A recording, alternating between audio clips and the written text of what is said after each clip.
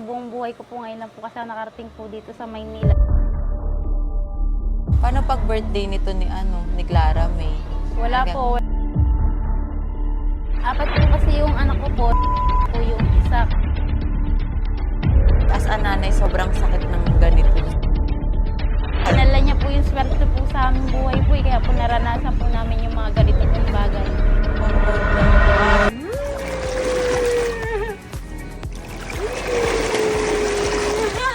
Wow! Isa pa.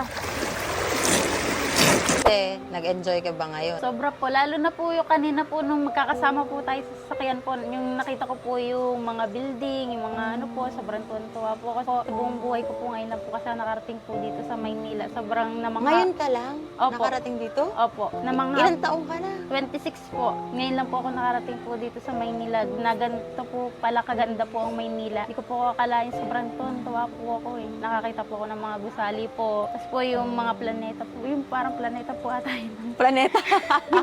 Sa'yo, planeta. Yung mga gawaan po ng mga Kaya mo yan? yung mga alas. Yung opo, parang planeta. Planta. Planta tawag Ah, doon. Planta ba? Yung po, nakita ko po, sabi ko na sobrang tuwan-tuwa po kasi buong buhay ko po, ngayon lang po ako nakakita po ng mga ganun. Kalaki pong mga gusali, Oo. yung mga pagawaan po ng mga produkto po dito sa Maynila. Maynila. Opo. Nadaanan kasi natin kanina. Opo. Nakita mo yung mga building. Opo, ang lalaki po, ang tataas po. Sabi ko naman nga po, sa sobrang ganda po ng mga nasa paligid ko po. Yung mga nakikita ko po kaliwat kanan, na mga sasakyan po na ang bibilis. Para po silang mga nagkakarera. Ang dami niya na-i-imagine. Nakakatuwa lang po kasi ang ganda po ng Maynila. Kumpara po sa Nakakatuwa. probinsya. Nakakatuwa ka naman din ilabas kasi ang daming parang na-appreciate mo lahat, Opo. ganyan. Tapos po, lalo Hindi na kasi po lahat yung ganun. pagpunta po namin dito kanina, yung pagpasok po namin, nakala ko po, maliit lang po yung bahay. Pero po, nung pagpasok po namin, sobrang ganda po pala ng loob. Para po kami nasa teleserye po, pagpapasok Teleserye? po. Opo, yung parang ang yaman po ng dating. Yung pagpasok po, ang ganda po nung pagbungad po sa amin. Ang ganda po ng mga kwarto. Ang ganda po ng mga CR, yung pag-akyat po sa hagdan. Lahat po, tsaka po malinis. Kompleto po yung mga gagamitin po sa CR. Ganda po pati yung mga higa. First time mo kasi. Opo, sobrang tuwan-tuwa po ako, tsaka po yung aking pong bata. Happy naman ng Clara namin na yan. Opo. Pag ganyan-ganyan na lang yan, panood-nood lang ng TikTok yan. Pero nakapunta ka na sa Mall of Asia, alam mo yon? Hindi pa po. Pero po nung bata po ako, pumunta po kami ng Bulacan po. Pagbalik na po namin ng Laguna, nakita ko lang po siya sa bus. Sa malayuan po, nakita ko lang po yung Mall of Asia. Pero hindi ko pa po nararating kung ano pong itsura po nun eh. Nakita ko lang po kasi siya sa, sa Gusto mo malayo punta po. Mall of Asia bukas? Gusto mo punta? Gusto? Ay, gusto daw. Sumasagot na siya. First time to. Parang oo na lang sa lahat. Paano pag birthday nito ni Clara May? Wala po kaming hinahanda po sa kanya kasi po minsan tuwing magbe-birthday po siya, wala po kaming pera eh. Hindi po kami nakakapaghanda po. Hindi pa siya nakaranas ng handa. Yung bongga po, hindi po siya nakaranas po ng bongga po na birthday. Po namin siya na ipaghahanda po kasi nga po dahil sa kulang nga po kami sa pera. Mas inuuna na lang po namin, ibili na lang po ng pagkain po Ulam. namin. Bigas po, tsaka po ulam. Pambili pa po ng mga gamot ng bata po pag nagkakasakit. Yun na lang po.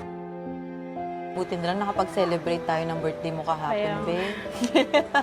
Anong nararamdaman mo? Nag-enjoy ka ba? Doon pagpasok natin doon sa resort natin. Opo, sobrang nag-enjoy po ako. Nagulat ka sa itsura? Opo, Ganda, no? napakaganda Kahit ako po. nagandahan. Napakaganda po nung place po. Tapos po kompleto din po sa gamit. Sa gamit po, malinis. Tapos po, pati po yung asawa ko po, tuwan-tuwa din po siya kasi buong buhay din po niya. Ngayon lang din po siya nakaranas ng gano'n na masasaya po yung mga kasama. Parang tahimik po. Normal lang, Opo, normal lang po. magkakasama. Opo, parang wala lang po. Sobrang tuwan-tuwa din po siya. Sabi ko po sa kanya, napakaswerte po namin kasi sa dami po na natulungan. Kami po yung pinaka napili niyo po na tulungan po para iparanas po yung mga ganong bagay na hindi po namin naranasan po kahit kailan po sa aming buhay. Buti na lang nagagala yung batang to. Buti gala ka, be, no? 2 years old gala, Kaya po, nagpapasalamat po ako. Dahil po sa kanya, kaya po kami nakakaranas po ng mga gantong bagay. Oo. Natutuwa. Dinala ni Clara Opo, yan. dinala niya po yung swerte po sa aming buhay po. Kaya po naranasan po namin yung mga ganito pong bagay. Oo naman, dahil kay Clara yan. No, be? Wala siyang pake. Ulit.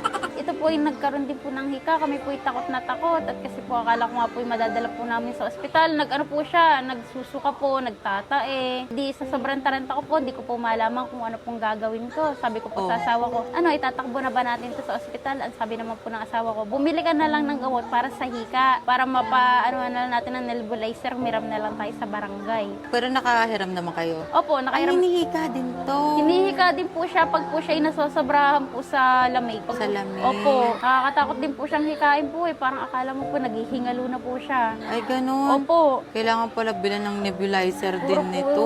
hikain po kasi sila eh. Pag po sila nalalamigan po, lalo na po pag tag-ulan, taglamig po. O, ganun din yung pangalawa mo, di ba? Sumisinga po yung mga hika po. Kailangan nila. natin bumili ng nebulizer niyan kapag ganyan kasi mahirap pag bata. May hika, hindi mo matatansya. Kasi ako no, nagkaroon ako ng hika, pero nawala din nung lumaki na ako. 4 po kasi yung anak ko po, namatay po yung isa dahil po kulang po sa buwan. Premature po siya. Ngayon po, 3 lang po ang buhay ko pong anak.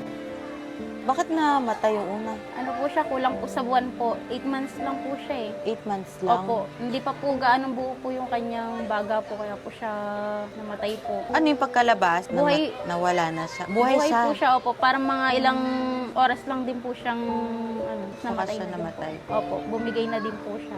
As a nanay, sobrang sakit ng ganito. Diyos ko, parang pag sa akin nangyari, yung parang guguho din mundo ko. Buti mga nalampasan mo, no? Dami din ang Opo. paghihirap sa buhay. Minsan, di din sa atin yan ibibigay kung hindi natin kaya, eh. Opo. Diba? Yun na lang din isipin mo.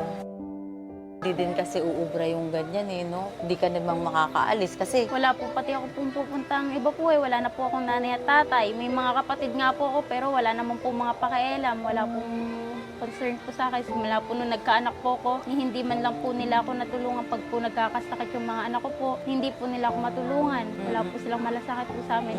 May pa nga po ang ibang tao, natutulungan po kami, na bibigyan po kami ng mga kung ano-ano. Hindi po katulad ng ibang tao na wala pong pakialam sa amin. Sarili na pong dugot at laman eh. Wala pong pakialam po ganun sa talaga. amin. Hindi ko nilalahat pero hindi lahat ng pamilya is pamilya mo. Minsan kasi, kung sino pa yung hindi mo kadugo, yun pa yung tunay sa'yo. Yun pa yung tutulong sa'yo. Kaya po nagpapasalamat po ako sa inyo na marami kasi po kami po yung natulungan nyo po. Salamat din po sa dito po yung pagsama nyo po sa amin dito sa Maynila. Yung pagpaparanas po ng mga ganitong bagay na kaganda po. Sobrang hindi mo naranasan Hindi kahit po namin naranasan nung kami po ay nasa probinsya po. Dito lang po namin naranasan sa Maynila. Sobrang namamangha po ganito sa pala lahat. ang mundo.